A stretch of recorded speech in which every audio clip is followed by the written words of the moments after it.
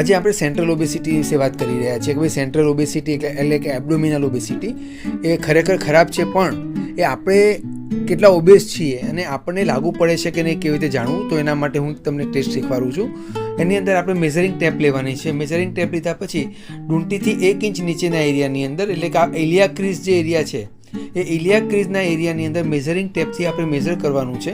અને મેઝર કરીશું એની અંદર જો ફિમેલમાં 80 સેન્ટીમીટર અને મેલની અંદર 90 સેન્ટીમીટર, જો આનાથી ઉપર એ જો મેઝરિંગ ટેપ બતાવે છે તો એનો મતલબ એ થયો કે આપણને સેન્ટ્રલ ઓબેસિટી એટલે કે એબ્ડોમિનલના એરિયાની અંદર આપણા ફેટની માત્રા, ચરબીની માત્રા વધારે છે કે વિસરલ ફેટ વધારે છે એવું આપણે નક્કી કરી શકીએ. અને ભવિષ્યની અંદર આનાથી આપણને fatty liver, PCOD, PCOS, heart disease, type 2 diabetes આવું બધું થવાના ચાન્સ ખૂબ જ વધારે છે.